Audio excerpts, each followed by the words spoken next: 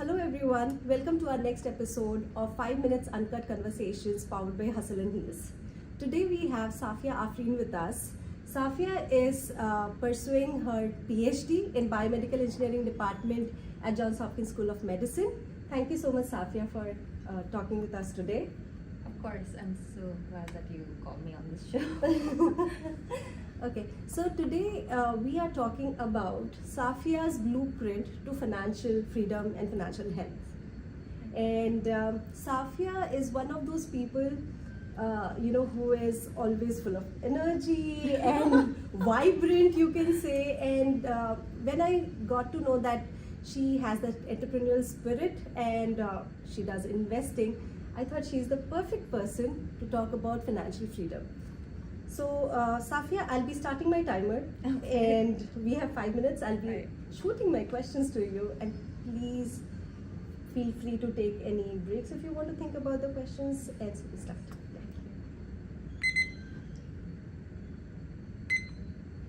Okay, so Safiya, what does financial freedom mean to you? So, I mean, I know a lot of people think financial freedom is like having a bunch of money to have like 10 houses and whatnot, but honestly, for me, it's really just about having the choice to say no. To choose what I want to pursue without having to worry about paying the rent or, about living paycheck to paycheck. That's not the life I want. I want to be able to pursue my passions, to be able to provide for my loved ones. And that's what financial freedom means to me. And as a student on an F1 visa, we all know that we are very restricted in terms of the side hustles we can do, or even like what all investments even we can participate in.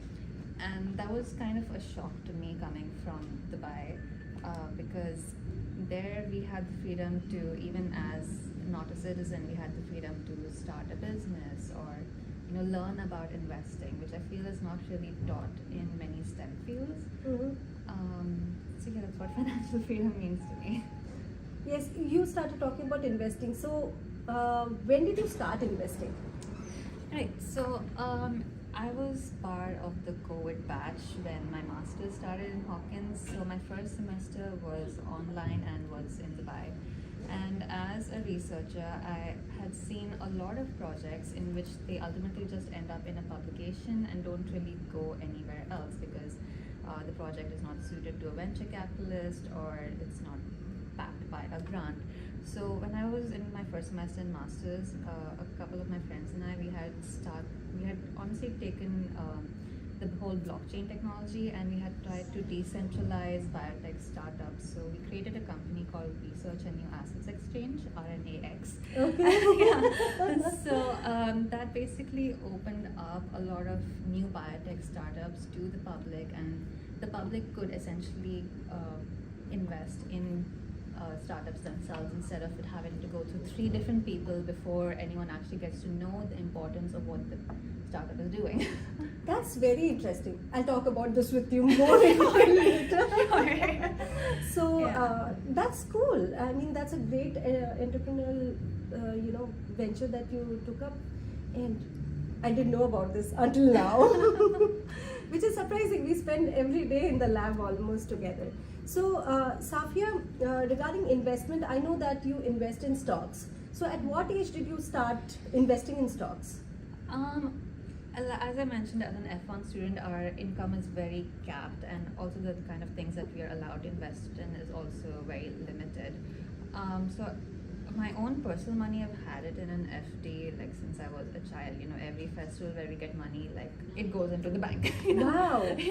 So that way, like my parents essentially taught me to, build your money up instead of just keeping it in the closet somewhere, and inflation obviously reduces the value. So that way I've not been hit that much by inflation. When Indian rupees was 20 and now it's 80 for $1. Right?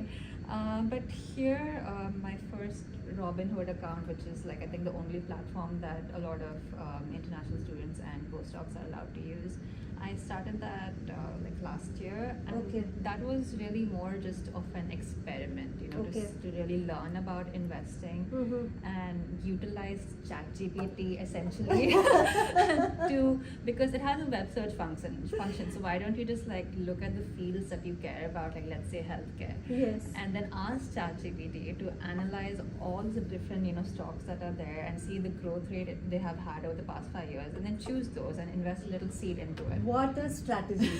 What a strategy! So that's what Okay. I've done. I mean, like everyone tells you that you need to have like 3 buckets essentially. That one should have like ETFs and like long term, low risk, and then you have like some research areas that you're very passionate about. It could be AI, it could be aerospace, could be healthcare. So I have some in Summit Therapeutics and TSSI, which have been growing really well despite the tariffs. So yeah, and then you have like these moonshot venture investments that you call, which could be like in crypto, which is still allowed for international students and postdocs, and some really crazy ideas that you think might do well later.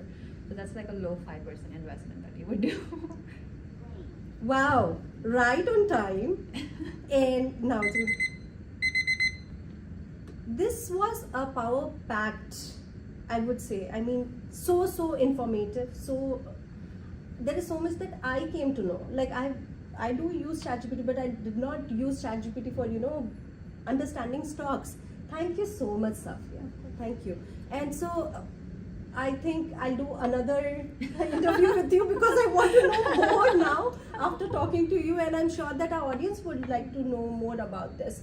So I'll touch up with you again. I'll catch up, and we'll do some more interviews regarding investment, because I really want to know about your entrepreneurial journey now and what are your aspirations. That was one of the things that I wanted to ask, but I couldn't fit in here now, because I know that you want to be an entrepreneur and you have lots of ideas, and you are working on it right now. So it would be really interesting to talk about this. Thank you. Of course, thank you So so much this- for having me. So see, this is what I wanted. I wanted to show that what Gen Z thinks about investing. I think I'm still a millennium. I'm 1998. Okay, but isn't that Gen Z? No? I have no idea what they are anymore. Like, I don't understand the recent slangs that my brother's using anymore, so I don't know what They- generation I belong to. So maybe you're a Gen Z, but with the spirit of a millennial. I guess. But then it's beautiful because at your age I had not even thought about investing, and mostly there has always been this difference between boys being able to invest with risk easily, and women thinking about it's too risky, I would rather save. There is a little bit of that drift in the mentality between how men invest and how women invest, and that is what we want to talk about in this month. And at Hustle and Heels, we'll be putting up a lot of posts about financial health, how to invest, and about a lot of things revolving around financial health and freedom. So thank you, Safiya. Of course, thank you so much. Thank you all.